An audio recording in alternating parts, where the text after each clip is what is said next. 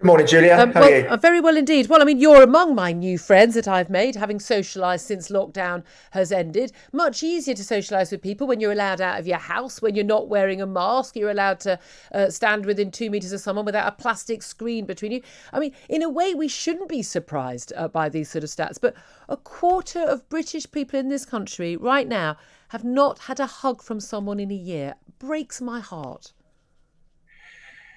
Yeah, it actually probably breaks their heart too, literally as well, right? So Yeah. we know loneliness kills, and we know that hugging heals. I mean, it really is. We get a huge amount of emotional well-being that comes from physical contact.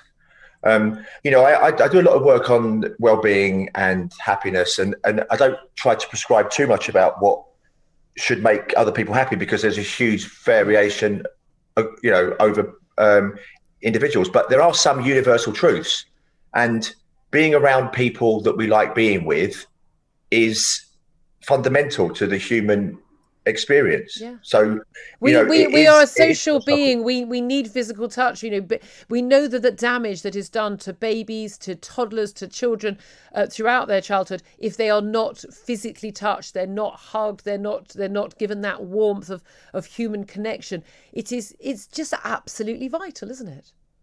It's absolutely vital. We've had a sort of what is it, 16 months or more now of an emphasis on lives and to some degree life expectancies, but no focus at all on life experience. Mm. And I think the things that I've felt like over this last year that I've almost had to apologise for reminding people about the fundamental conditions of the human experience, which are to be around other people, to be asked how your day is going, it has physiological and psychological benefits that ironically will actually make us live longer anyway. So even Yeah. if you only cared about life experience, life expectancies, you would care about Yeah, hugging too. and we've seen that, haven't we, in care homes more than anywhere else. Elderly residents, particularly those with dementia and Alzheimer's, missing out on that contact with a familiar, hopefully still familiar face.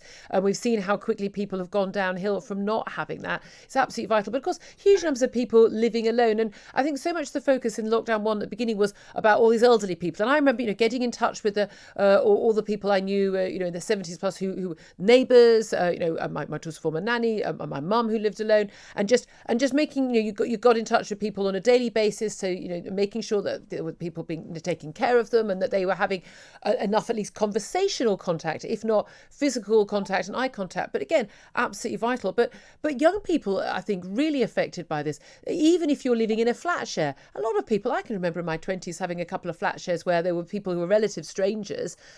These aren't people you'd be hugging with, and people who live alone, lots of people in bedsits, people who've been broken up marriages, and simply not getting that physical contact, not having that one person just saying, "Are you okay? How are you feeling today?" And I was so aware how much I was really lucky. I had a nice home, happy marriage. We were all safe. We were earning money. We had work to do. We were incredibly privileged. And even then, I was really aware, my husband, my daughter, and myself having those ups and downs and really struggling. And the fact that there are so many people, still struggling now, it's a real worry. How do we deal with that? What do we do? Well, just to reiterate your point, really, I mean, we do tend to think about loneliness. When people think about loneliness, will often think about older people. The data suggests something quite different, and you're absolutely right. It's people in their 20s that have felt the worst and have experienced the most anxiety and loneliness over the last year. And so, the positive thing to say is that we're a relatively adaptable species, and we bounce back quite well from things. The downside is that we become we are basically creatures of habit, and so once a habit has been locked in for the best part of a year or more, it's going to be hard for many people to get out of that.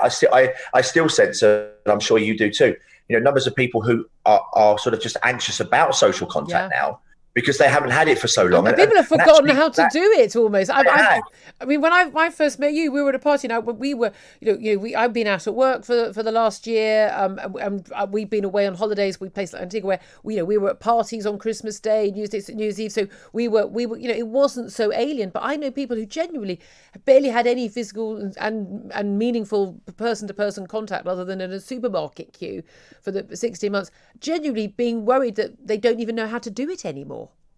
No, well, some of these things, as I say, some of the things that make us happy are obvious, but they become overlooked. We could quickly forget, actually, right? So, and I'm sure many people will think, if they've been sitting in the house for even just like 2 days or something, let alone 16 months, that actually it is an effort to go back out again. It is, even though you know that's going to make you happier doing it. So I think we need to start. I mean, again, it's about time that we had a grown-up conversation about all that matters to the human experience, and not just focus on, we mentioned before, this situational blindness, which is focused only on transmission rates, hospitalizations and deaths, to the exclusion of all else. Absolutely. Professor Paul Dolan, I know lots of people will be agreeing with you. He's a Professor of Behavioural Science at the LSE. He's also host of the brilliant Duck Rabbit podcast. Thank you very much indeed. 7:58